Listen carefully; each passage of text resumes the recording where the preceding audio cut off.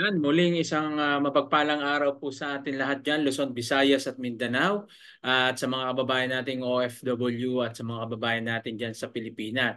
So muli po ito si Coach Jimro po na mag-update lang po tayo ng konti regarding doon sa mga pinag-uusapan about sitaw at doon sa SEC revocation. So ngayong araw nito, aking ipakikita sa inyo yung isang video na kapanayam ng Abante sa Radyo, si Prof. Vincent, na kung saan dito ay ipinaliwanag ni Prof. Kung anong klaseng business meron sa sitaw at kung paano siya nag-join, kailan siya nag-join, ano yung ginawa rito.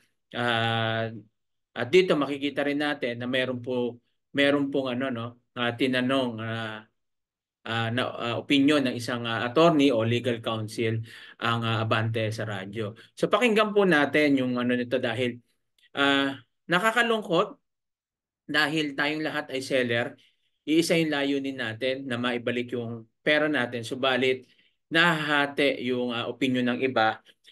Hindi natin masisisi kasi may kanya-kanya naman tayong stand, may kanya-kanya tayong tinatayuan. No? Ang ano lang doon is siguro uh, yung pagpapalitan minsan na hindi maganda na mga salita. Pag tiningnan po natin, yung kay Ma'am Divine, may punto rin siya. Pag tiningnan natin kay Prof, may punto rin siya.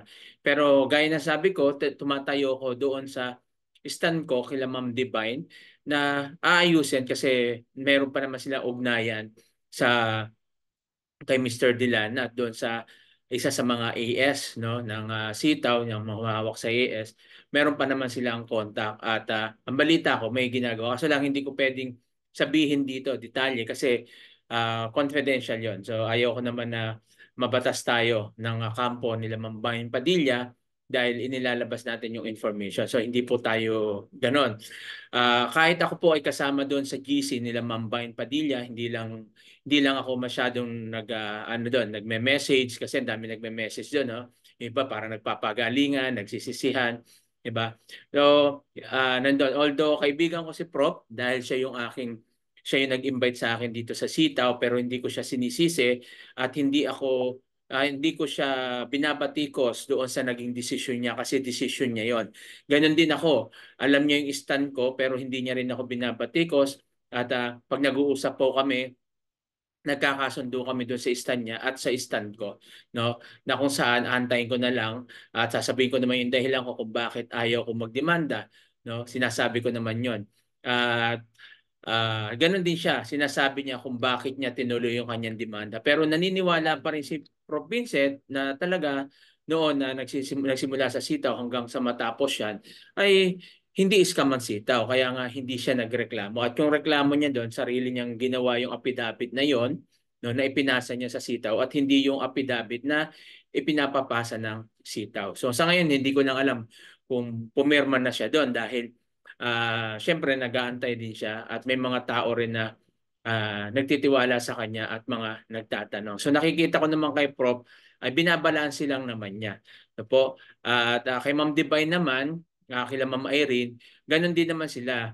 Binabalanse rin nila na kasi yung stand na nga nila talaga na talagang mas maganda kung magkakaisa tayo na antayin natin no na makita na sitaw na nagkakaisa tayo na maibalik yung pera natin.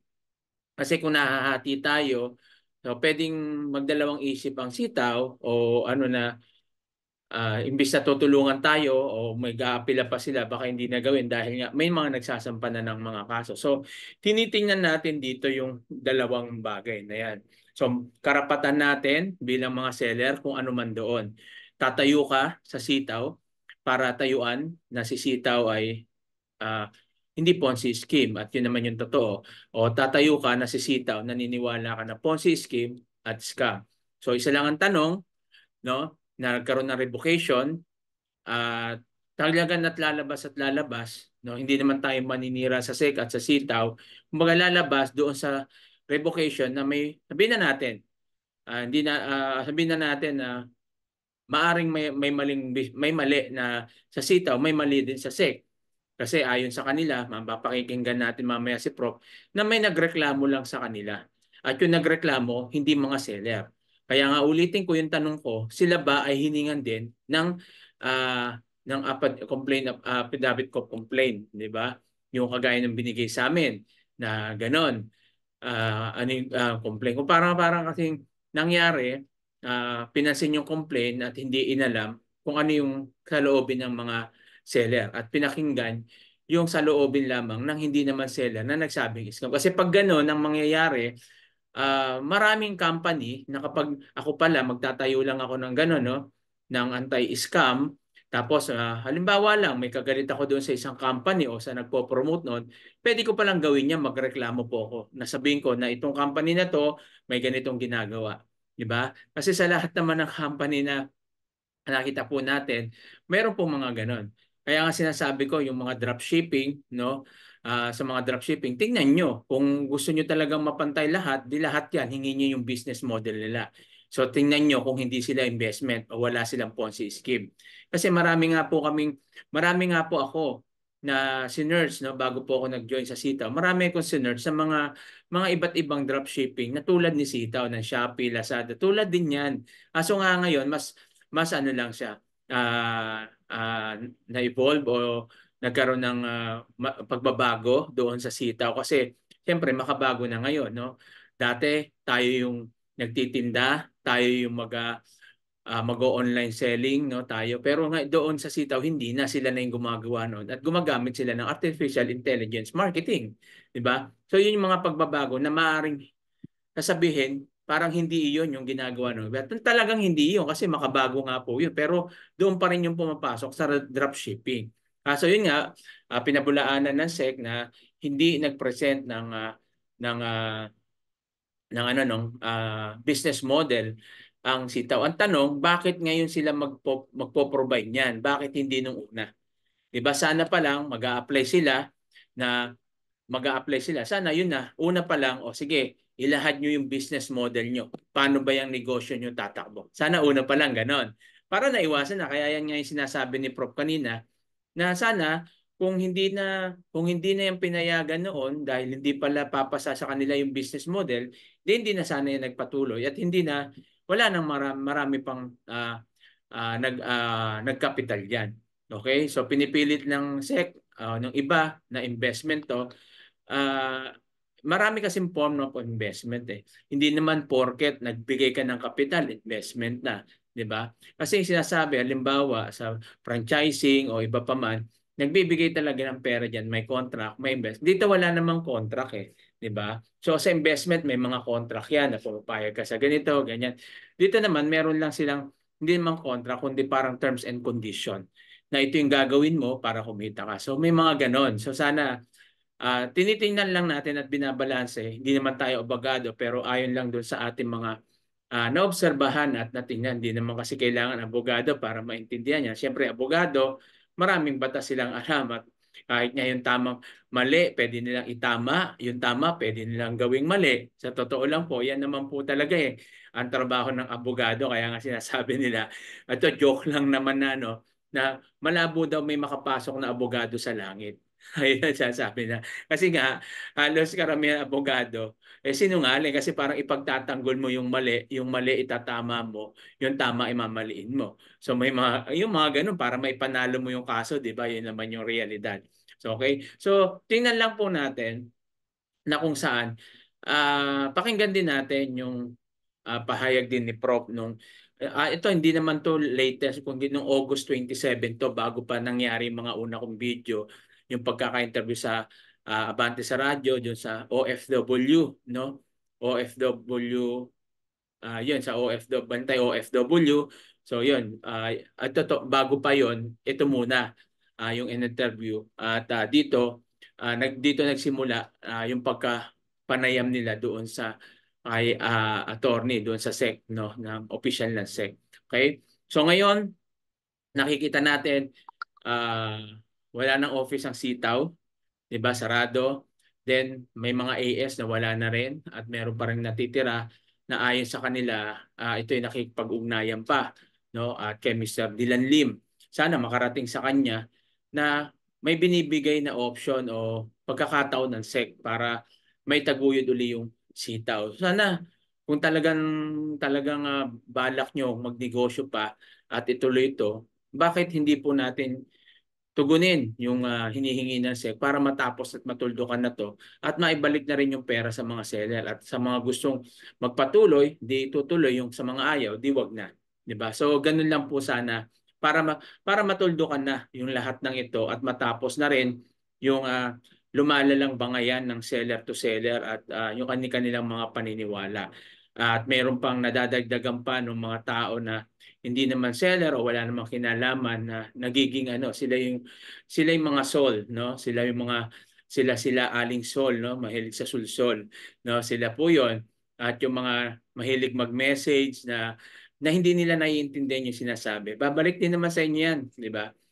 Okay lang 'yon, kaya nga sabi ko, wag na kayong magsayang mag-message lalo yung mga negative. Hindi ko na po yung binibigyan ng tone. Kaya makikita niyo yan dinidelete ko. So i-delete at i-delete ko lang yung mga negative. Iwan ko lang yung mga positibo. 'Di ba? Kasi wala naman ako mapapala sa inyo. Pero nagpapasalamat pa rin ako.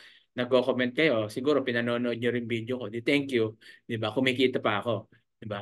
So itong ginagawa nating YouTube na to, hindi lang para kumita tayo, kundi para kumita tayo dito sa YouTube, kundi para bigyan din ng information yung mga kapwa natin seller. Kasi mahirap naman yung iisa-isahin ko kasi sa team ko lang, no?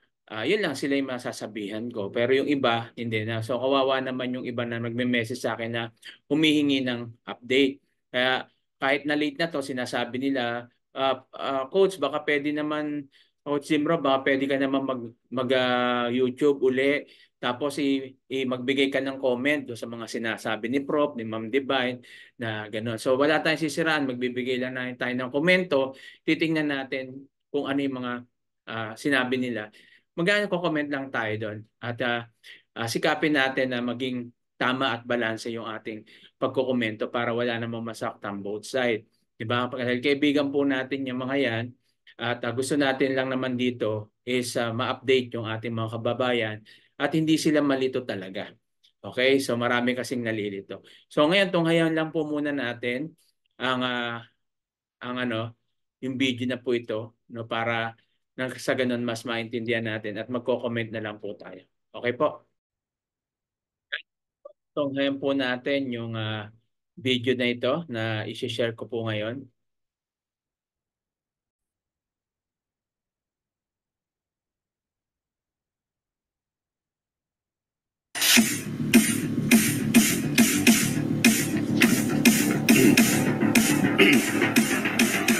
Isang umabante ang araw ng Martes, mga kabante. Maulang Martes sa Partner Award, mga kabante. Ngayon ay August 27, 2024. Samahan niyo po kami sa isang oras sa pagtutok sa mga hinaing at balitang umabante para sa sambayanang Pilipino. Samahan niyo po kami resolbahin ang mga problemang hindi nabibigyan pansin ng mga kinaukulan. Isa pong maaksyon at maulang umaga po. Ako si Robert Tan. At ako naman po si Doran Castro. At ito ang Aksyon Abante! Tambalang walang inatasan. Una sa balitaan. Robert Tan at Doran Castro. Aksyon Abante! Partner! Partner maulan ngayon maulan. Isang maulang umaga, kaya sa ating mga kaabanting motorista, ingat-ingat po sa daan at huwag pong masyadong magbilis magmaneho, makakarating din tayo sa ating pupuntahan. Partner, medyo mainit ang diskusyon natin kahapon. Ito hinggil pa rin sa e-commerce online dropshipping company na nirevoke ng SEC. Yung kanilang lisensya. Ano ba yun? Tama ba? Nirevoke ang kanilang lisensya dahil muna sa... Ang epekto, partner, tumawa yung ating mga kababayan na miyembro nitong online na dropshipping company na ito na andun yung pera nila, ipit. Naipit yung kanilang pera. Napakalaking pera. Napakalaking mga pera. Siguro, billion na yan, no? Oo. Billion siguro. Kung susumahin natin, no? Marami. Oo, pag pinagsama-sama mo, no? Pinagsama-sama mo. Kasi kahapon lamang, na-interview natin si Ana. Ma'am Ana. Sa US pa yan na nakabase. Oo, $650,000 daw. Kanya. Diba? Oo, at nababanggit ata, hindi natin na alam kung mahigit kumulang mga apektadong mga miyembro ay mga nasa 50,000 ata kung hindi ako nakakamali, no? Yung nabanggit kapon Kaya kung susumahin mo lahat yan. Sari ang opinion ng ating mga viewers na wala ng pagkakakitaan dito. Meron nagkasabi na kasalanan ng SEC. May nagkasabi naman na Sa anong kumpanya? Ay, basta ang bottom line nito, partner, ay malaman natin at maibalik sana yung kanilang pera. Kasi regardless kung sino ang may kasalanan. Yes. Kasi yun talaga Yung talaga malungkot na pinag-ipunan mo yung pera na yan, pinag-ipunan mo, ganun na nangyari. Hindi po ba? Yun ang napaka-importante, yung talagang hinihiling ng mga lumalapit sa atin na paano mababalik ang kanilang pera. At ngayon may mga kasama tayo. Sige, pakilala mo na. Ito ba isang naging miyembro din ng dropshipping company na ito na si Professor Vincent Bolongan.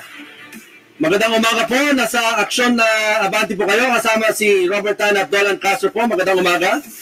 Good morning, Sir Vincent. Magandang umaga po. Good morning po everyone. Good morning po Sir Donald and Sir Fox. Sir Vincent, para lang malaman ng ating mga nakikinig at para yung ano po yung nangyari po para makwento niyo po yung nangyari po sa inyo at sa mga kasama ninyo dito sa dropshipping company at sa ginawang pag-revoke ng lisensya ng SEC po. Ganito po nag-umpisa na nalaman ko po yung tungkol sa sitaw 2022 po last quarter of 2022. Napanood ko po yung mga video nila Searching Titan and other influencers and other sellers po ng sitaw noong 2022. So it was registered in the SEC October 4, 2022 sa pangalang Information Technology OPC. So, bagamat alam ko na po na nakarehistro na po siya sa SEC, napanood ko na rin po yung video ni Mr. Ching Titan, ay hindi pa rin po ako nag-join and umabot po ng June 9, 2023 na po, saka po ako nag-start mag-join sa sitaw bilang seller. So, habang nag-uumpisa po ako bilang seller po ng sitaw, ay nag-conduct po ako ng preliminary assessment and investigation. So, tumawag po ako sa SEC, nag-email po ako sa SEC dahil siyempre kailangan ko pong masiguro muna, is the company registered? Tama po ba yung registration nila? And so on and so forth. So, nung tumawag po ako sa SEC at nag-email din po ako August 15, 2023, tinanong ko po doon kung sakaling pasukin ng marami ang pagiging seller po ng sitaw, Melon Plus, Shopee, Lazada, TikTok Shop, ganyan. Tinanong ko po sila kung sakali bang mabankrupt, malugi, magsara, or gumawa ng hindi maganda ang mga ganitong uri ng negosyo na nasalihan namin and it was registered sa SEC, ano ba yung magiging seguridad naming mga seller. And sabi po sa akin, nung nakausap ko sa SEC ay magtatampa lamang kami ng reklamo, magsasabi lamang kami sa ahensya and they will going to act on our complaint. So yun po yung mga preliminary investigation. In short, Professor, po ako ng, yes, Professor Vincent, sa inyo pong sariling personal na pera, magkano po ang nailabas po ninyo para makasali po dito? Nag-umpisa po ako sa halagang 34,000 pesos. Tapos, yun po ay winidraw ko, nilon ko lamang po yung St. Peter's plan ko kasi wala na po akong ibang makitang way para source. Ayaw ko naman pong gamitin yung sahod ko para dito sa sitaw. So, ang ginawa ko po, nag-loan ako sa St. Peter's plan ko And then yun po yung pinagpaumpisahan ko. So ngayon po, ang meron po akong kinukuha, kaya nung bandang huli po, June, ay nagpasok po ako ng malaking halaga and meron po akong kailangan pang kunin na 650,000 pesos. 650,000. Yung Professor Vincent, yung nakaraan po mga ilang buwan po kayo kumita? Or taon? Meron bang taon o buwan lang po? Almost higit 1 year po akong seller po ng sitaw and kumita po ako dahil naging mabilis po yung pag-process ko. In fact, nag-isip ako ng iba't ibang mga strategies, mga pamamaraan para mapalago po yung kita ko. So isa na po dun sa strategy na in-apply ko is yung compounding capital. So instead po na withdrawin ko yung kinita ko, pinapalaki ko muna siya tapos ipinopondo ko ulit doon sa mga product na binibili ko. Doon sa sitaw. Ayan. So ganun po yung ginawa kong strategy para mabilis pong lumaki yung pera ko sa sitaw. And for the past 1 year po ay malaki na rin po yung kinita ko. Professor, dito po sa nung na-revoke na po yung license ng nasabing kumpanya, nagkaroon pa ba ng mga pagpupulong sa kumpanya, yung mga updates nila sa inyo kung ano na yung nangyayari, paano mababalik yung inyong mga pera? Nung umpisa po na mag-release. So yan po, no, narinig po natin kay Prof. No, sinabi niya diyan kung kailan siya nagsimula, kung magkano yung kanyang inilagay. Tulad ko po, una nga, nilagay ko lang po dito, maniwala kahit hindi, pinakita ko naman yan sa YouTube ko, is di ako nagkamali, 700 pesos. 700 pesos po ako nagsimula din, dinagdagan ko ng dinagdagan yan. Makikita niyo naman doon, no, may record yan doon kung magkano yung pinapasok ko.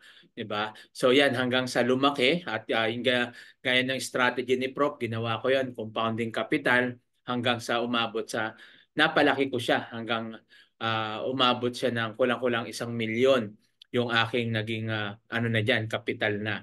Okay, so marami na rin akong, kumita na rin ako dahil nga gaya ni Prof, no, talaga naman na tirinabaho ko po yan. At tama si Prof, wala pong kumita kami diyan pero hindi po yan galing sa mga diyan sa mga seller o na-invite namin. Galing po yan kay Sitaw. Si Sitaw po nagbigay niyan at wala pong binawas sa mga pera ng seller. Okay? So yan po yung malinaw po diyan.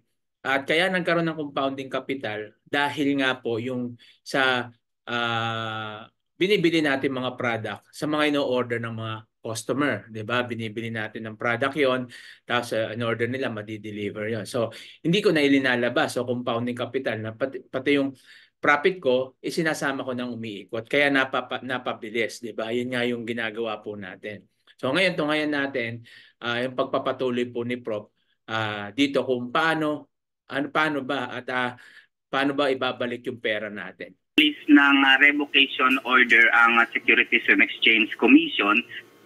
Araw-araw, mayat-maya po akong nakikipag-coordinate sa account executive na tumutulong po sa akin sa AS. And ang kinakausap ko po ay yung ilan sa mga kilala ko pong matataas na official po ng Sitaw, si Mr. Joseph P., si Ms. Noemeline Crisol. Yun po yung mga nakakausap ko. Sinausap ko rin po yung corporate lawyer na si Attorney Benjamin Magadias. Di ko sa kanya, ano po yung nangyayari sa Sitaw. And nag-reply po si Attorney Benjamin, sabi niya, matagal na akong resign sa Sitaw. So, okay. Ulit ko pong nakausap, sir, si Sige po. Sir Joseph is mga bago mag-20 ng June. June? Okay. Opo, bago 20 June. Oo. So, meron po kami nababasa sa mga na-research namin. Kaya napadala rin ng ibang pang mga kasamahan ninyo sa ating online. Ano po yung kinatwiran ng SEC? Bakit po sa sulat sa inyo? Bakit nila iniresa na lisensya itong kumpanyang ito, itong dropshipping company na ito? ayaw po nilang magsabi, no, pero kung pagbabasehan po yung revocation order na inilagay po nila doon, ang isa sa mga basehan po nila ay nakatanggap sila ng report from anti-scam advocate na pinamumunuan po ni Shemni Aniol. Nakatanggap po siya ng report. Meron pong report na sinabi doon na ang sitaw daw ay humihingi ng pera in the form of investment. And then kami pong mga sellers daw ay kumikita ng 3% from our recruit, which is pinasinungalingan ko po yun kasi hindi naman po ako kumikita dahil doon sa mga recruits ko. Kumikita po ako dahil yung mga na-recruit ko po ay nagbebenta rin po ng product sa sitaw. And sa form of reward ng sitaw ay binibigyan po kami ng 3% doon sa pag-introduce namin o pag-endorse namin doon sa negosyo po ng sitaw. Pero yung 3% po na yun ay hindi po iyon kinukuha from our affiliate. Contrary po doon sa inilabas na revocation order ng sitaw, ay ng SEC rather, nakalagay po doon, we are earning from the effort of the other, which is confusing po yung word na yun. We are earning from the effort of the other, which is hindi naman po. Kasi pag sinabi mo pong effort of the other, pag may nag-join, babawasan yung pera niya, ipapasok sa akin. Ganun po yung nakita ko po doon sa revocation order. And then nakalagay din po doon, gumagawa daw ng Ponzi-like scheme ang sitaw, which is ang binanggit po ng SEC is Ponzi-like. Hindi po niya direct ang sinabi na Ponzi. Ibig sabihin po, hindi po siya sure doon sa nakalagay sa revocation order. Oo, kasi questionable nga dyan, Sir Vincent. Bakit inaprubahan ng SEC nung una, tapos biglang, di ba? Biglang inalis, nirevoke. Kaya talagang nakakagulat, di ba? Oo. Professor. So yan, no, tama yung sinabi ng isang announcer na 'di ba yun yung nakakagulat na inaprubahan mo tapos bigla mong revoke, no, yung license na which is dapat una pa lang ayun na yung ginawa, 'di ba, sa imbestiga. Parang yung nangyayari ngayon, i-issuean mo muna sila pag nagkamali o kaya may magreklamo, saka mo na lang sasabihin, hahanapin yung mga ganon. Paano kung walang nagreklamo? Tapos paano naman kung yung nagreklamo nainggit, 'di ba? Alam naman natin diyan sa ganitong business mo, no, sa tagal na po natin, hindi nawawala rito yung crab mentality lalo kung nakikita nilang lumalakas yung company, 'di ba? So, hindi natin sinasabi baka meron, no? Kasi possible na mangyari na may ugnayan. May ugnayan yung nagreklamo diyan, may ugnayan doon sa loob ng SEC kasi hindi lang yan yung first time na ginawa yan ng mga anti-scam na yon. Pero halos karamihan doon, no, yung nakikita natin na hindi naman lahat na talagang scam. Kumbaga, sabihin na natin may mga pagkukulang sila o nagawang ano, pero dapat yon una pa lang, 'di ba? Kasi hindi naman yan ngayon lang Ang daming beses na. Sana nung pag ganyan, una pa lang ay marami ng kung ano pala tayo na napapabayaan ganito na po aaprubahan natin tapos ito pala yung mga hindi pala natin na imbestigahan yung kung ano yung business model nila, 'di ba? Sana sa una pa lang ganun na ginagawa nyo, business model agad. Ano ba 'yan? O negosyo mo dropshipping, ano ba yung business model mo diyan, 'di ba? So saka pa lang 'yon. Ayun yung isa sa mga na kaya po sa SEC, no, hindi natin maalis na isipin ng ating mga kababayan na may extortion na nangyayari o lagayan. Kasi sa totoo lang po, real talk lang po, hindi ko naman sinasabing kayo yan. So halos lahat ng ahensya ng gobyerno meron po niyan. So aminin man natin hindi, totoo po yun. Diba? At kahit na sino pong umupo dyan, meron pa rin nangyayaring ganyan.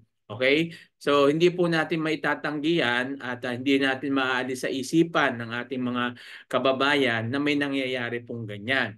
At syempre, pag nagkakaroon na ng ganyan, hindi naman pong aaminin. Magnanakaw nga, di ba? Nagnakaw na, hindi pa inamin So, pang ganun din yung pwedeng mangyari niyan, di ba? So, ganun lang po yun. Kaya sana lang, yun, mabigyan natin ng tamang sagot no? Hindi dahil sa pride, no? Dahil lang baka mapaya kayo, no? Dahil mga siyempre abogado kayo, mga direktor kayo, kung ano man yung katayuan nyo yan, di ba? Siyempre karangalan nyo yung nakataya dyan.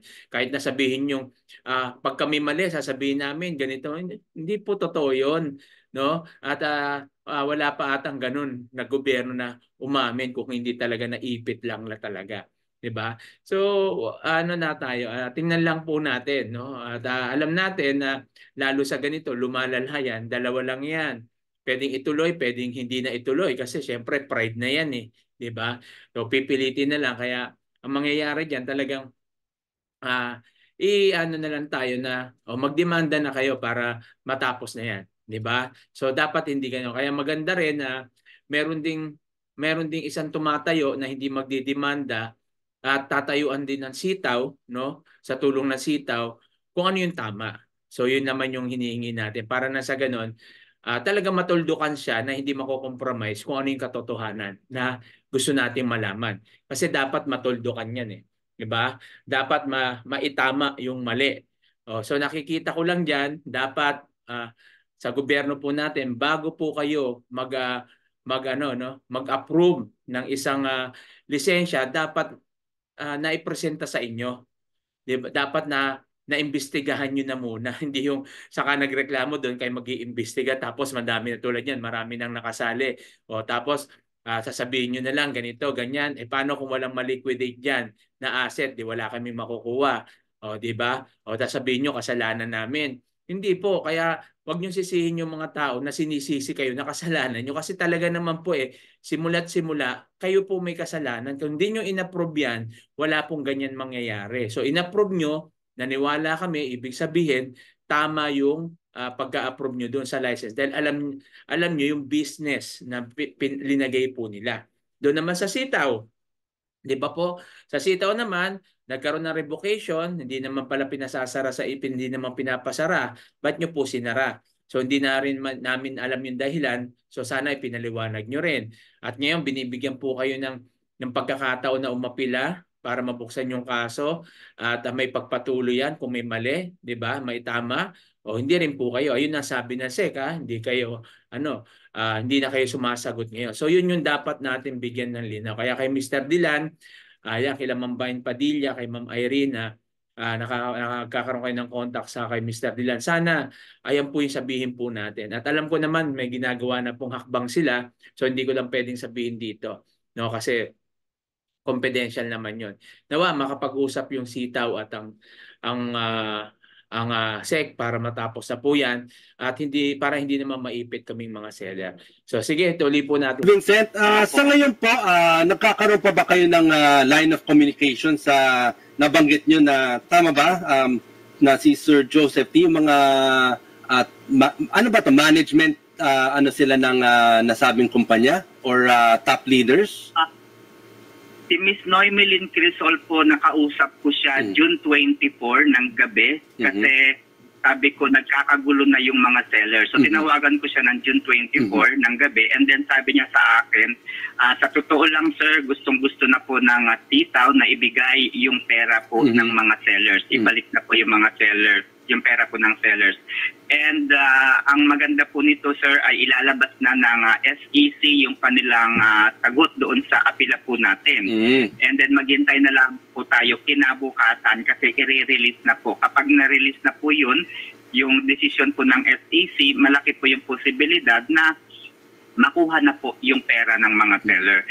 Sa ngayon po, yun yung huling time na kausap ko. Professor, so that was June, ngayon na August na po.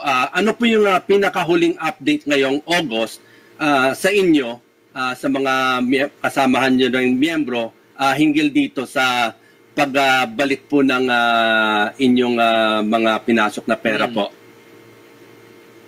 Kahapon po nagpalabas po ng message si Dylan Lim at sabi po niya ay kakausapin daw niya ang management po ng sitaw which is kahapon. Kahapon po yun. Ngayon po ay maghihintay po kami kung ano yung napag-usapan niya na kailangang i-relay. And ang hinihintay po kasi namin is yung direct message or email coming from him. However, all messages, memorandums, and all announcements coming from Mr. Dylan Lim ay ibinabato po mula sa head of operation papunta po sa pinakang account, especially sa AS na po namin nalalaman. So, inaasahan nyo po na malapit na po na nabanggit na may babalik po ang pera sa inyo? Tama po ba yun?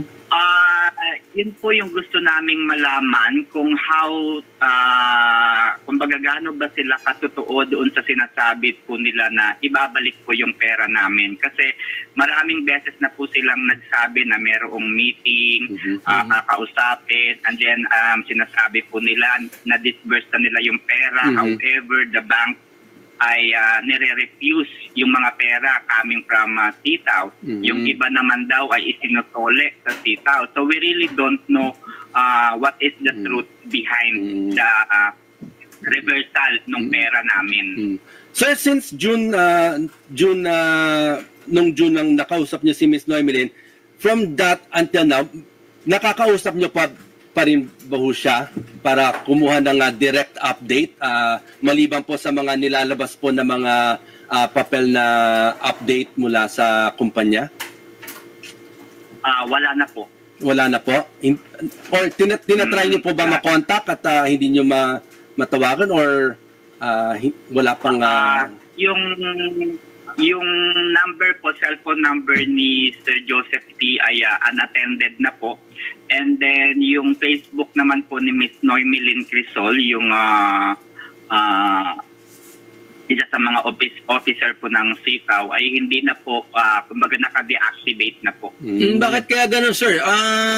Sana meron silang line, ano pa rin, line of communication. Ba't bigyan na wala? Wala ba silang paliwanag kung bakit naputol na lang ito? Bakit hindi na nga makontak?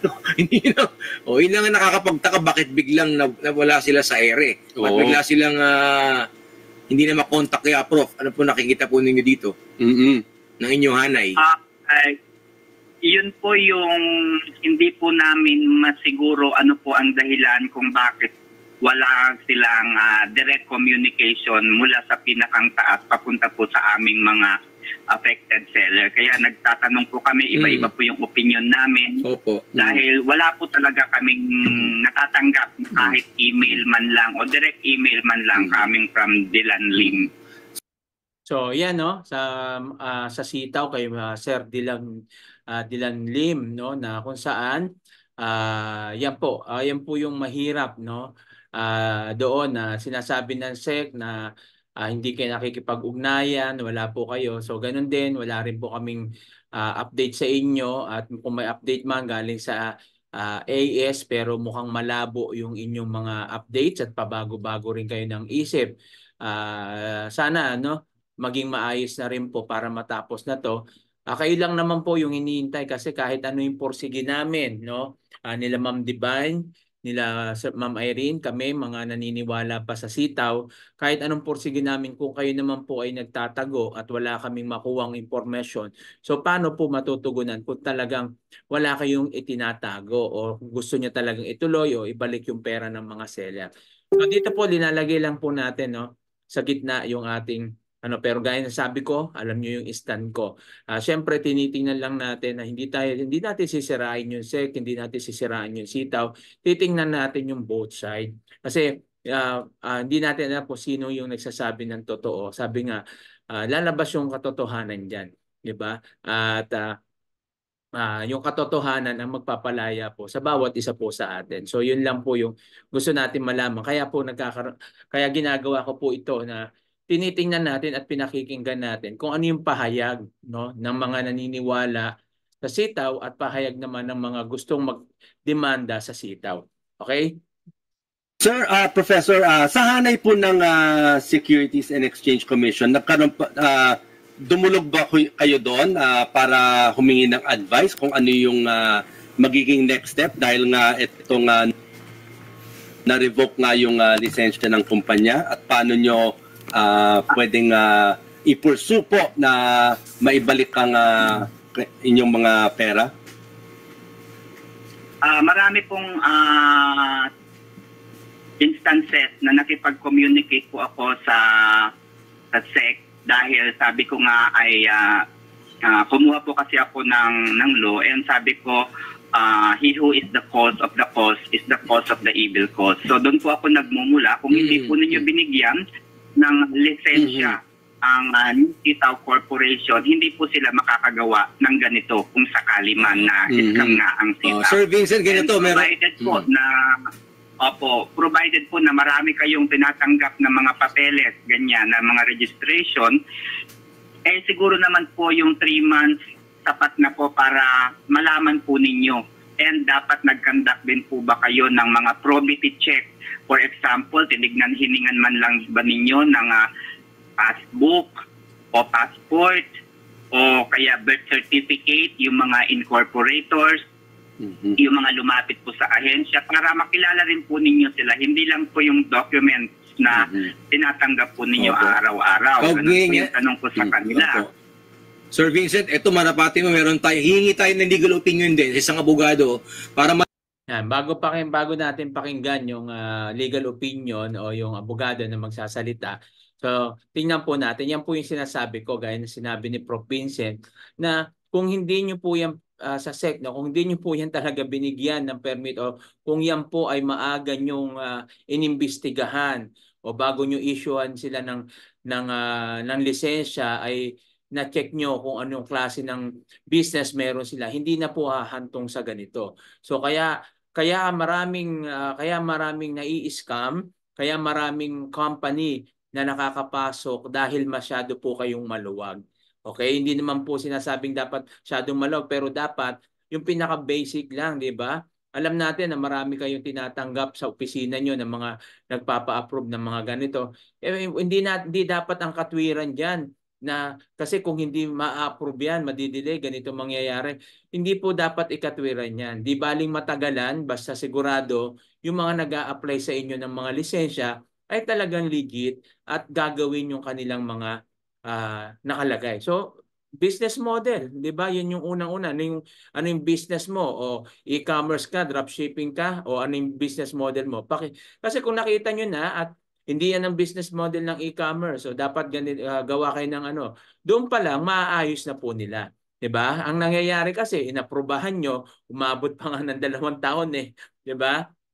Umabot pa ng halos magdadalawang taon yung Sitaw. Tapos kung sabi nyo na kaya lang kayo gumakbang dahil may mga concerned citizen o yung mga anti-scammer na nagreklamo, which is hindi naman sila yung seller na pinakinggan nyo, 'di ba? O ba't yun nangyari yung gano'n? So sana noon pa at hindi na umabot ng taon, tapos marami nang kumita, marami na nag-join, marami nang masaya sa business na to, tapos biglang papasukan nyo ng revocation.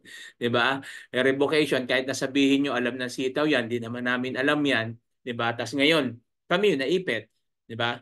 So, yun lang po yung ano natin. So, pakinggan naman natin yung pahayag ni attorney dito. Alaman natin naman yung legal point of view. Kung ano ba mga papapayo ng isang abogado sa inyong kaso lahat, no? Meron tayong bisitang sa kabilang linya, pakitawagan natin ha, para marinig din ni attorney yung binabanggit ng ating mga kababayan na naipit po ang pera dyan sa kumpanya yan. Pakitawagan natin sa ating staff ha. Pag ready na, pakisangasan kami ha. Okay, so Sir Professor Vincent, ngayon po, ano po ang plano ninyo ng inyong hanay? Ang dami po inyo dito kasi nakikita namin 25,000 miyembro, ilan ba? 50? Gano'ng karami po dito Gano'ng sa karami po ang Pilipinas naipit ang pera? Ang sa pagkakaalam po ninyo, gano'ng karami po? Professor? Yung base po dun sa survey ko dito, meron akong 3,900 plus na sumagot po dun sa survey, and currently meron pong pera po na nasa 1.5 billion, and hindi pa po ito konkreto or fixed kasi yung iba po sumagot sa survey in words, nakalagay po yung in words, yung iba naman po is numeric. Kaya yung mga numeric lang po is nasa 1.5 billion. 1.5 billion. Sir, Professor Vincent, parang may nakita po ako sa nilabas natin sa screen. May patawag ba sa inyong SEC ngayong August 15, 2024 sa mga naipit ang pera? Tama ba? Base po doon sa SEC po, no, may nagpunta po kasi previously sa SEC, inimbitahan po nila for conference, face-to-face conference. Tatlo lamang po kami, alam po ng SEC na tatlo lang kami nag-file ng formal complaint kasi sabi po nila, para mapakinggan namin, para masagot namin yung inyong mga katanungan, daanin natin Sa legal. So, nag-file po ako ng formal complaint. It was attested by a lawyer. However po, yung dalawa lang po yung inimbitahan nila and ako po ay nakahanging and naghihintay po dun sa face-to-face conference na sinasabi. So wala pang face-to-face conference. Yung dalawa lang na naimbitahan. Dalawa Ano lang. po ang sinabi ng Yung dalawa, Professor Vincent, sa inyong pakikipag-usap sa kanila? Ano po ang pagkayarian po ng SEC at saka ng dalawang complainant pa na humarap sa kanila? Ang sabi po ng mga nagpunta po doon ay binigyan daw po sila ng SEC ng template po ng complaint affidavit. Kaso lang po yung complaint affidavit, kung babasahin po doon, is 100% po nais po ng Securities and Exchange Commission na ibagsak patunayan na investment po ang sitaw. So ang tanong ko po kasi doon, nung tumawag din po ako sa SEC, how can I prove that sitaw is an investment company where in fact never in my experience na humingi po ng pera sa akin ang sitaw in the form of an investment. So ang gusto pong sabihin ng complaint affidavit ay diretso pong sabihin ng mga nagko-complaint na investment po ang sitaw na hindi ko po kayang sagutin. And yun po yung form po na ibinigay po ng SEC. So, yan po no na mismo kay Prof nagsabi na yun po yung complaint na ayaw niya rin. So, meaning to say, gusto rin tayuan ni Prof yung katotohanan na hindi Ponzi scheme ang sitaw o hindi investment. Kasi yun nga po yung nakalagay nga doon. At yun nga sa sinabi doon na parang sinasabi ng doon na pinangakuan na kikita ng ganito, ganyan. Wala namang ganon na nangyari at wala namang kaming contract na ganon. No, meron lang agreement kung ano yung dapat gawin doon sa dropshipping o doon sa e-commerce na business ng sitaw. So yun po yung katotohanan. Kaya nga po mahirap no i-compromise yung katotohanan na pipilitin kang pumirma sa isang na hindi naman yun talaga. 'Di ba? Baka pwede mag-complain pero in a way na gusto mo makuha yung pera pero hindi yung ganun na complain na palalabasin mo na yung isang company ay Ponzi scheme. Di parang pinaniwalaan na rin namin yung mga nag-complain na hindi seller yung sa mga anti-scam. 'Di ba? Na yun yung sa investigasyon yun naman na nangyari sa SEC, ewan ko lang kung talagang investigasyon talaga, 'di ba? At di natin alam. Kaya yun yung gusto natin tuklasin na maimbestigahan ng patas. Kaya nga, ayan, may mga susunod na video si Prof na talagang linapit niya na rin sa Senate. No? So magkakaroon din po tayo niyan. Ano natin kung ano yung nangyari doon pagpunta ni Prof sa Senate. Sana nga mapunta doon no? Para matuldukan na yan kung sino talaga yung mali, yung sitaw o yung talagang yung sa SEC. So malaman na natin. Tsaka maibunyag na, malabas na talaga kung anong meron dyan. Kasi hindi lang yan ngayon Hindi lang yan ngayon nangyayari. Maraming taon na. Ilang company na, no? Ako, ilang beses na akong na-scam kasi naniniwala ako na may SEC registration, legal sila. Tapos nun, bigyan magpapasa ng cease desist order o warning na wag mag-i-invest sa ganito. Pinaprubahan nila, 'di ba? So, yun yung yun isa sa mga diyan yung pinakamasakit diyan. Kasi kami naniwala dahil may SEC. At yung SEC naman, pag sinearch mo sa kanila, nandun naman, tapos biglang lalabas, warning, scam pala. Diba? So, yan po yung nagiging problema sa mga taga-SEC dyan. Kasi nga po, hindi nyo muna iniimbestigahan bago po tayo nagre-release ng license. Pero kung yan, naiimbestigahan nyo muna, bago nyo bigyan ng license, mapeprevento, mababawasan po yung ganyan. O kaya mawawala na yung mga nagtatangka mag-scam. Kasi nga, ma-check na po kaagad sila. Diba? Kasi nagtataka lang kami, may mga nakakalusot, merong hindi. Pero parehas naman sila ng business model kung titingnan po natin. Pero syempre, alam naman natin yan, pag gusto, may paraan. Pag ayaw nyo, talaga marami po tayo magiging dahilan dyan Di ba marami tayong hihingin, keso ganito, keso ganyan, pero pag tinignan mo naman, parehas din naman ng mga dropshipping. Nagkakatalo lang yan sa kung ano, yung sa innovation, yung bagong pamamaraan ng dropshipping. Pero kung ikukumpara mo yan sa dati, hindi na ganyan yung pamamaraan ngayon.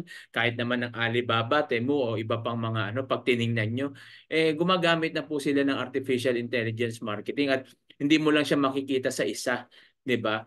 Yung mga product nila makikita mo rin sa ibang mga online shop, 'di ba? So yun po yung sinasabi po natin yan. So tuloy lang po natin 'to. Alright, Professor Vincent, makinig na po sa kabilang linya. Meron po tayong bisitang abogado na ating po kinontak sa Aksyon Abante para po mas mabigyan po tayo ng direksyon kung ano ba yung magandang may papayo ng isang legal point of view, no? Para lang magkaroon ng linaw kung meron bang mahahabol ba natin itong inyong mga pera. So, sa pagkakataon pong ito, meron po tayong bisitang abogado, ang ating pong kaibigan, si Attorney Maynard Panela. Attorney Maynard, magandang umaga sa iyo. Live ka sa Aksyon Abante. Dolan Castro at si Robert Tan, at kasama natin si Professor Vincent Bongolan. Siya isa sa mga complainant dito sa igay pagbawi nga sa pera na naipit dyan sa kumpanya na isinara ng SEC. Good morning, Attorney Maynard. Magandang umaga, kaibigan Dolan, Sir Robert, at sa inyong tagapakinig. Magandang umaga. Morning. Ang unang katanungan natin, Atty. Maynard, hindi na issue kung sino may kasalanan kung SEC ba o yung kumpanya, pero anong magandang gawin, Atty. Maynard, ng ating mga napakarami nating kababayan na ika nga ay kawawa naman, yung pera ay naipit dito sa kumpanya, hindi na mabawi. Ano ang dapat nilang gawin considering na nirevoke ng SEC itong apparently itong lisensya o itong ng kumpanya na kanilang napaglagakan ng pera? Anong magandang gawin nila na bagay sa hakbang na legal na iyong nakikita, Atty. Maynard? Oo, kasi unang-una sana dahil nga na-revoke na yan, no? Kumbaga tapos na yung administrative matter niyan, wala nang lisensya yung kumpanya. So ang gagawin lang nila yan is hahabulin na lang nila itong kumpanya on the assumption na may pera pa ito, ha. Ngayon, kung wala ng pera itong kumpanya mismo, hahabulin nila yung kanilang mga stockholders o kaya yung mga namamahala ng nasabing kumpanya. Pwede silang mag-file ng criminal o civil case. Criminal case on the premise na nagkaroon ng halimbawa ng paglilinlang o nagkaroon ng estafa. Pwede silang mag-file ng estafa. Kung halimbawa nilinlang sila na mag-invest sa ganito when in fact pala wala palang kapangyarihan na mag-invest itong nasabing kumpanya, pwede silang mag-file ng estafa against dun sa mga stockholders o kung sino man yung naghikayat sa kanila na mag-invest. Ngayon, kung ayaw nilang mag-file ng estafa, pwede rin naman silang mag-file ng kasong sibil, singilin lang nila kung ano man yung kanilang na-invest na sabing kumpanya. Attorney, paano ka, since na-revoke na kasi yung lisensya po ng kumpanya, parang wala na silang parang presensya, parang yung sa office atin na parang wala na. Paano po may mahabol pa ba kung merong mother company ang kumpanyang ito na nagbukas po dito sa Pilipinas? Pwede pa ba kahit nasa ibang bansa na? Yan ang mahirap kung nasa ibang bansa na ito. May mother company ito, ang ibig mong sabihin. Hindi ko po sinasabi kung meron, no. Kung sakali lang dahil since nasara na po tong ang kumpanya, parang nababanggit kasi na parang worldwide kasi ata yung ang presensya ata nitong kumpanyang ito, kung hindi po ako nagkakamali. Pero kung wala na po silang parang personality as a company dito, ano pwedeng mas magandang hakbang na gawin ng ating mga nagrereklamo po? Yes, kung nagsara na nga yung kumpanya at walang it follows na wala ka na rin mahahabol rito sa kumpanya na ito, ang talagang hahabulin mo dyan ay yung mga stockholders o kaya yung namamahala ng nasabing kumpanya.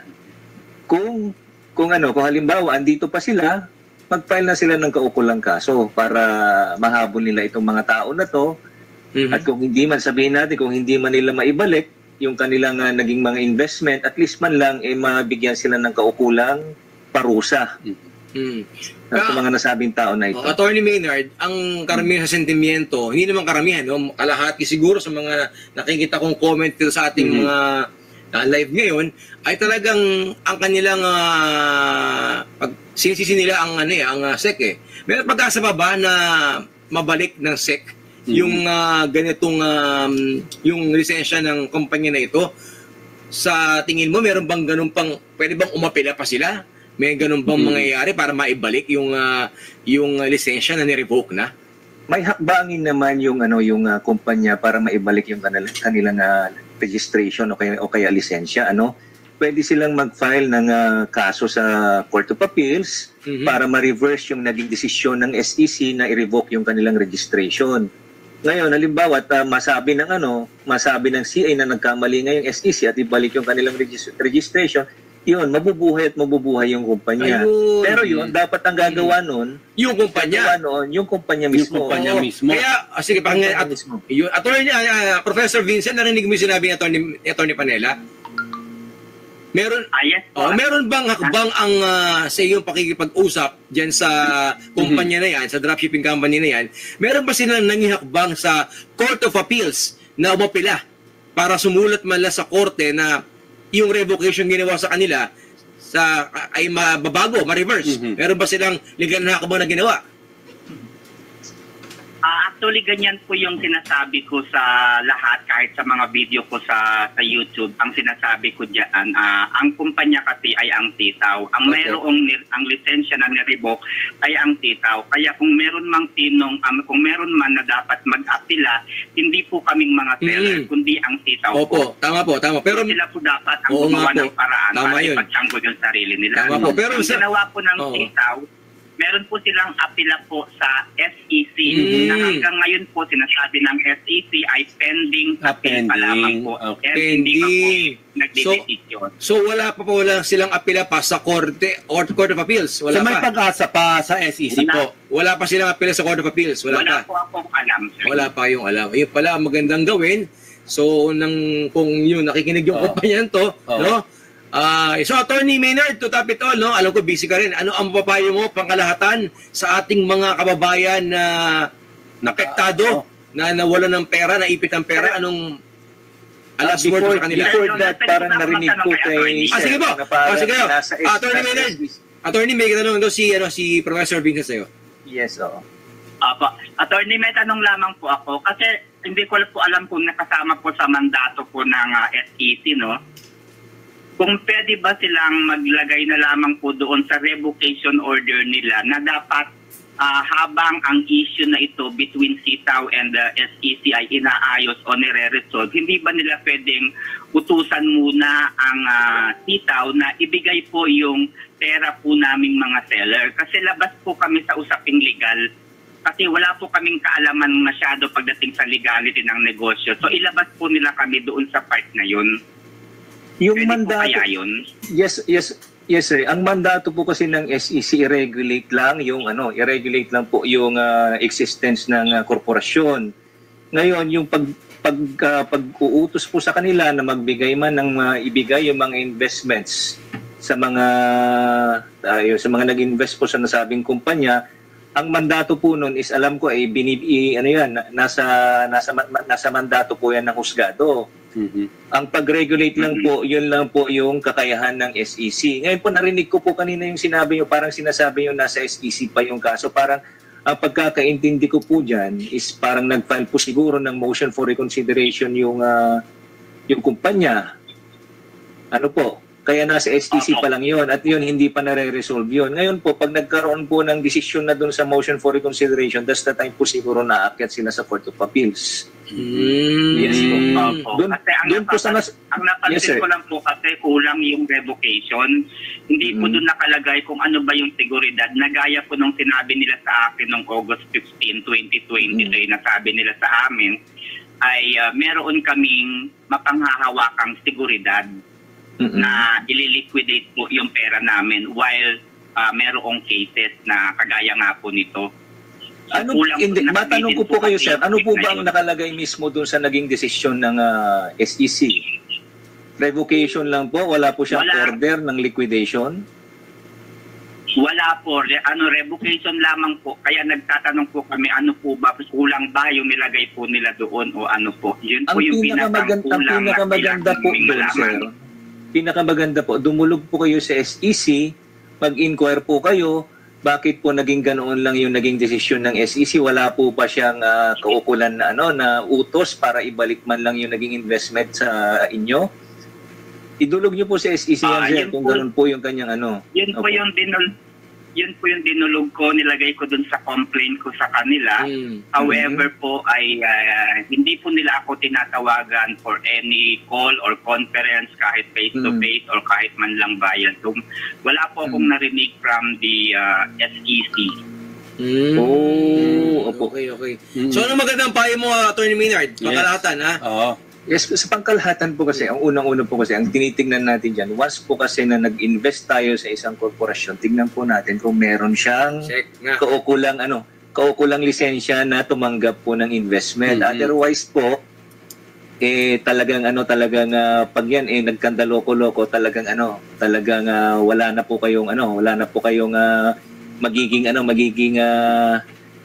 tawag nito recourse. Kasi po sasabihin nila dapat nagkakandak kayo ng due diligence, tignan niyo po sa SEC mismo na ito po ba yung gagawin namin, magbibigay kami ng pera, may kakayahan po ba itong itong kumpanya na ito na tumanggap po ng investment, at pag sinabi ng SEC na wala, wag na lang po tayo mag-invest. Nagkataon lang kasi noong Attorney Maynard, para nung una ay aprobado ng SEC, tapos bigla ni-revoke na lang bigla.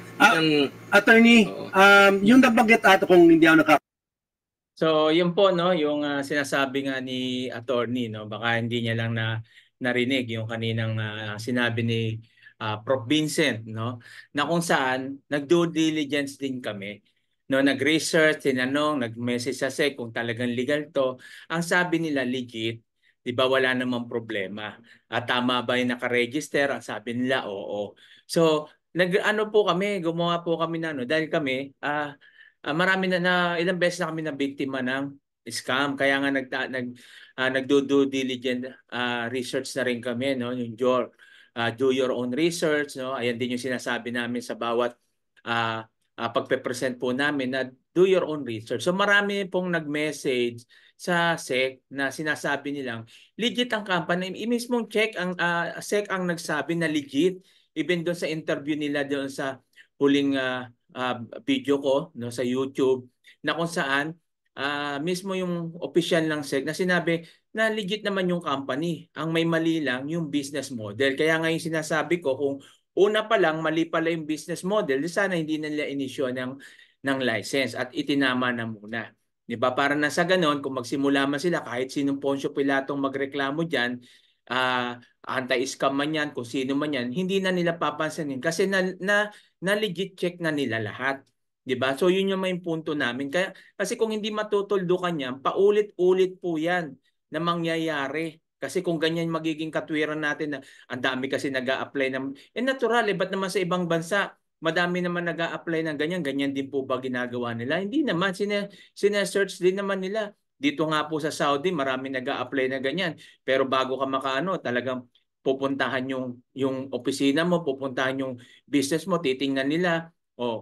Sa sanitary lang po, 'di ba? Yung mga nag-a-apply diyan ng business permit, 'di ba, sa sanitary na aprobahan kahit na dugyot yung kainan, kahit na tabi ng kanal, kahit na ganito, 'di ba, nasa bangketa, ganyan, naaaprobahan nga po 'di ba? So dapat maging po tayo, kasi kawawa naman yung mga kababayan po natin. Kapag nagkaroon na ng ganyan, lalapitan kayo, marami na rin kayong dahilan, marami na rin po kayong na hindi naman namin kaya na, 'di ba? Tulad ako, na-scam ako 1,000,000, magdidemanda pa ba ako? Pag nagdemanda ako, magkano abogado? Di yung gagamitin kong pagdemanda, gagamitin ko na lang uli sa negosyo. Meron nga po mga nagdemanda, umabot ng milyon, walang nangyari sa kaso. 'Di ba? So wala rin nakuha suporta sa SEC. So hindi natin sinisisi SEC, maaaring may mga procedure kayo. Yun yung mahirap, yung mga procedure. Kasi pabalik-balik 'di ba? Maraming aayusin. Tapos bandang huli, wala rin nangyayari. Hanggang sumuko na lang po kami dahil napagod na kami at wala na rin kaming mailabas na pera para pang-asikaso sa ganyan. So ganyan po yung nangyayari po. Yung katotohanan na real talk lang po ito. wala po tayong sinisira. Ayun yung katotohanan. So, aminin man natin hindi, yun po yung katotohanan na nangyayari po sa gobyerno natin. Kaya tama to na nandiyan si Ma'am Divine, nandiyan sila Prof para sama-sama sila na although may kanya-kanya silang paninindigan, pero iwasan na natin sana yung magsiraan lalo sa mga seller. Iisa lang yung layunin natin, maibalik yung pera natin o mag-operate uli ang sitaw. Okay po? So, patapusin po natin. Kami nabanggit ni Professor na after ng revocation, parang may appeal. Pero alamin pa rin natin yan. Kung totoong after revocation may appeal, tama mo ba? Kahit ganong may appeal, cease and desist pa rin ang mangyayari na hindi na pwede mag-operate kahit may appeal. Immediately executory po yun kasi ang findings talaga ng ng SEC lumabag yung lumabag po yung korporasyon kasi po ganito po yan, kahit ang isang korporasyon po ay nakarehistro sa SEC, meron po kasing meron po kasing purposes yan kung bakit siya narehistro sa SEC. Ngayon, kung ano lang po yung binigay na mandato ng SEC dito sa korporasyon na ito na gawin, yun lang po dapat ang gagawin nila. So hindi po automatic na halimbawa nakarehistro ka sa SEC, pwede ka nang mangolekta ng investment sa public. May kaukulang lisensya po yun. Kagaya po siguro na nangyari dito sa nirereklamong kumpanya. Ayan, alright. Sige, maraming salamat Atty. Maynard Panela sa iyong legal opinion at sana ay ma-resolve rin natin ito at maraming salamat sa iyong pag-aksyon na bante ngayong araw na ito, Atty. Maynard Panela. Salamat po. Okay. And so, sa kabatiran po ninyo, Professor Vincent, tinatawagan po ng ating staff itong SEC, Office of Enforcement and Investor Protection Department, pero busy po ang kanilang linya. Pero yung ating pong reporter na ating reporter po, ang Abante reporter, ay on the way na po sa SEC din po para po malaman din natin yung panig ng SEC at hindi naman tayo papayag na walang sagot ang SEC dito kahit anong kanilang paliwanag at kung ano ang dapat mangyari, yun naman ang kailangan nating makuha, So on the way po ang ating reporter doon, medyo traffic lang, pero yung pagtatawag natin sa SEC ngayon sa kanilang opisina, particular na sa Office Enforcement and Investor Protection Department, ay busy po ang kanilang linya. Pero patuloy pa tayong kumakontak. So, hintayin lang po natin kung may development po tayong makukuha ngayong araw na ito. Okay. Maraming salamat po, Professor. Meron pa ba kayong Professor, anong gusto mong parting words po? Panawagan niyo po. Professor? Siguro po, para po malinawan po ang lahat, ay siguro po yung kasagutan po ng SEC. Kasi marami po akong tinanong po kanila, sabi kong ganoon, isa sa mga tanong ko, bakit ang pinakinggan lamang po kasi nilang report ay yung galing sa anti-scam advocate. Hindi po sila nagtanong sa mga sellers po talaga. Nagtanong po sila doon sa hindi naman po sellers. At doon po sila naniwala. So parang ang nangyayari po kasi dito, parang imbalido po ang SEC. Parang sila po yung tinuruan pa ng anti-scam advocate na gumawa o umaksyon ng dapat nilang sa kanila po dapat manggaling. Alright. Okay. Basta ang mapapangako po namin Professor Vincent at sa ating mga kababayan ay atin pong bibigyan linaw po ito sa SEC kung ano talaga yung kanilang ang kataon lamang na wala tayong makontak sa kanila ngayon.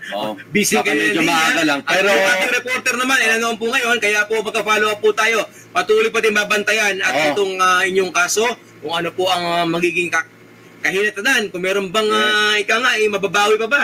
May pag-asa pa ba? Asahan niyo po na talagang tututukan po natin yan para mabigyan linaw on both sides at sana magkaroon din ng communication sa kumpanyang in question po dito ng SEC at yung sagot din ng SEC sa inyong mga katanungan para malaman, mabigyan linaw at sana mabalik po ang inyong, yun ang talagang priority dapat. Pero yun na nga, maganda dyan partner, mahimok din itong kumpanyang ito, sabi nga ni Atty. Panela, ng ating kinonsultang abogado, na maka-apela sa Court of Appeals. Yes. Kung sakasakali man na, kasi yun talaga kaya nga Court of Appeals yan Lahat ng mga regulasyon na pwedeng Oo, maapila pa. Kung merong grants para i-apila, o pwede. So yun po yung maganda na legal opinion na atin narinig ngayon. Oo. Atin narinig. So may pag-asa pa. Kung Okay. sakasakali, basta legal. Alright? Patuloy po kami mag-aantabay ito, Professor Vincent, kung sakali po ang aming may makontak kami, ay online po namin agad ito, tatawagan namin agad, at kung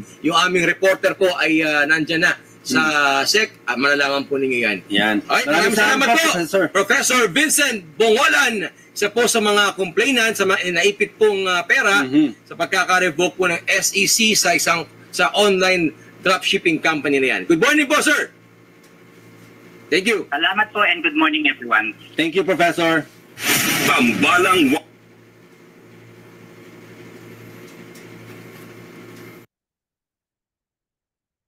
So yan po, maraming salamat sa Aksyon Abante sa radyo. Yan po yung panayam kay Prof. Vincent at nawa maging maayos po no yung linalakad na ito. So sa akin lang no sa mga ganito no kung umabot sa radyo, so gusto lang namin ipaabot lang mga seller na mabigyan ng hustisya yung bawat isa at katarungan sa nangyari at lumabas yung katotohanan. Ano nga ba yung nasa likod ng mga to? Okay? Bakit ba nagkakaroon ng mga company na scam na which is meron naman lisensya ng SEC, 'di ba? Gaya ng sabi ni attorney na may mga limitasyon na maaring nagkakamali yung ano, pero baka hindi na ipapaliwanag ng maayos. At 'yon, baka hindi na ipapaliwanag ng maayos. Pangalawa, hindi na iimbestigahan muna bago issuean ng SEC no ng lisensya. Hindi na pa-present yung business model, hindi nalalaman kung ano yung mga business na meron. Basta pag nagpasa, aprobahan, legit na 'yon, 'di ba? So yun pa maaaring isa 'yon sa mga nagiging dahilan. Doon naman sa mga gumagawa ng mga business na gustong kumita, lahat po kami, lalo ka pa OFW ko, gusto po namin kumita. Pero sana please, maawa naman po kayo sa amin na kung gagawa po kayo ng mga ganitong negosyo, sikapin nyo rin na tama doon sa business model na hinihingi ng gobyerno para walang maging problema po.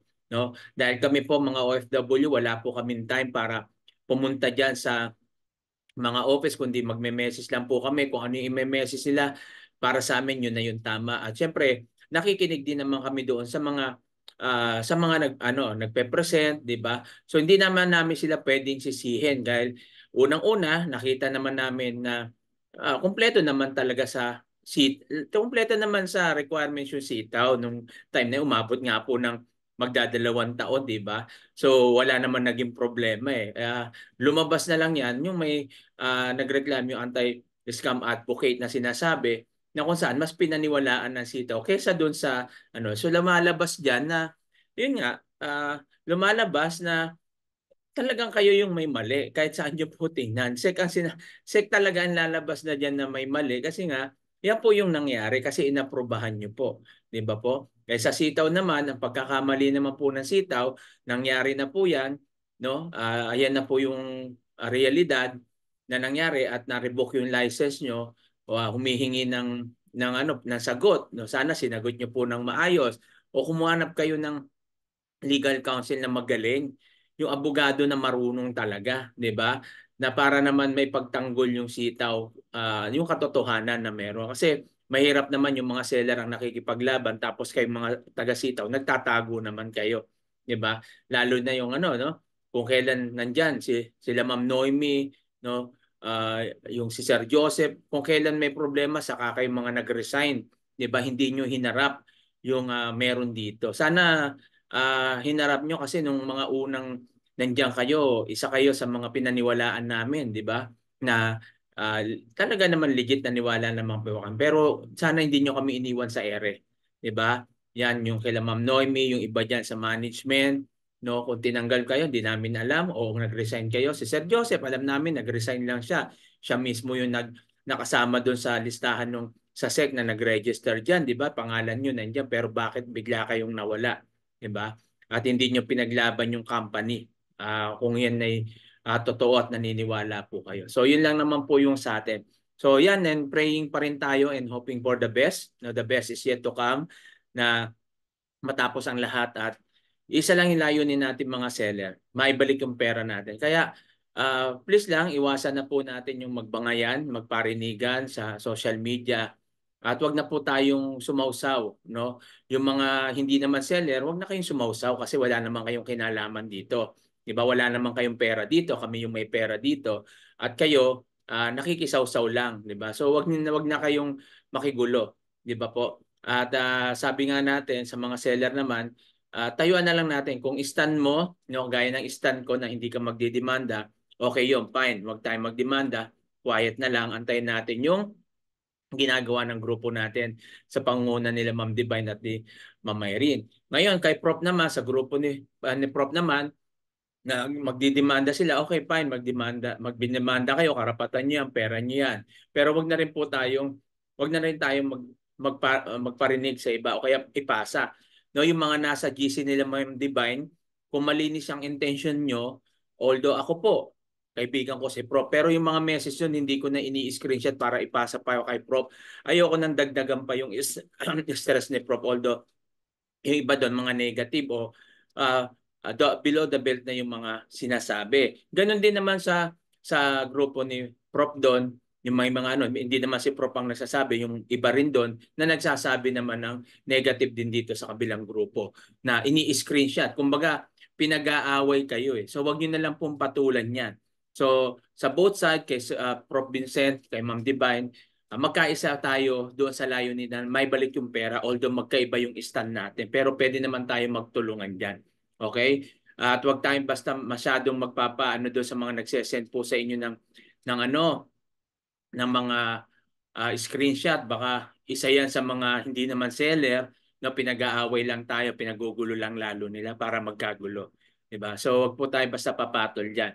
So kung sino nag-screenshot niyan, tanungin nyo, alamin nyo, maaari tawagan nyo para malaman nyo kung sino siya. Ano yung purpose niya, bakit niya isinend dyan. Ganon din sa bawat kampo, no? Dapat ganun po gawin natin para maiwasan natin at gawin na lang natin kung ano yung tama, tingin natin tama. At sa huli, seller pa rin tayo. Tayo pa rin magkakampi. Iisa lang yung layunin natin. Maibalik yung pera po natin sa sitaw. So, praying lang tayo. Ako si Coach Jimro, no? Hindi po tayo mahilig makisawsaw sa ganyan, pero dito po tumatayo po tayo kung ano yung katotohanan na meron tayo. Okay po, so antayin po natin yung mga iba pa pong updates natin. No, ulitin ko yung narinig nyo kanina, August 27 po yan. Okay, bago pa yung August 30 na nauna. Pinalabas ko lang to, may nag-request po kasi na kung saan sana mapakinggan din daw nila yung pahayag ni Prof, no, ukol dito. So yan, napakinggan nyo po, napakagandang paliwanag ni Prof na kung saan nandun naman din siya, naniniwala naman siya na hindi Ponzi scheme ang sitaw, hindi siya investment. Pero siyempre, kung nagdemanda siya ngayon, may purpose siya. Nag-uusap kami ni Prof pero hindi ko na ihahayag dito kung ano yung pinag-uusapan namin kasi sa amin na lang yun. Okay? At naintindihan ko siya at ganoon din sinasabi ko rin sa kanya yung kung saan yung stand ko, alam din ni Prof yun. At nagkakarespetuhan po kami. So ganun lang po dapat, hindi po natin kailangan magbangayan. Magrespetuhan lang po tayo sa iisang layunin po natin. So muli maraming salamat po at sa mga hindi pa po nagsasubscribe, please subscribe po para lagi po kayong updated sa mga bago nating i-upload. Siyempre, shoutout po dyan sa TJ Community Business Group po natin na meron po tayong mga itinuturo daw paano magnegosyo, ano yung mga dapat ng negosyo at sa susunod tuturo natin dyan. Ano ba yung mga negosyo na hindi tayo mai-scam na. So ngayon nagpo-focus po tayo. May mga online pa rin pero sinesearch na natin mabuti at meron tayong mga co-ownership, franchising na kung saan pwedeng kumita lalo mga kapwa nating OFW na wala sa Pilipinas na nasa abroad. Kagaya ko, co-ownership. So kumikita tayo dyan. So ini-introduce lang natin at kayo na po mamimili. At hindi po ako dyan ginagawa para kumita lang, kundi ginagawa ko yan para makatulong. At makakita tayo ng negosyo na swak sa ating budget at swak sa atin. At maging passion po natin na ang negosyo. No? At tuloy-tuloy lang po. At wala pong yumayaman, walang nagiging successful kundi tayo magtatayo ng sarili nating negosyo. Kailan mo sisimulan?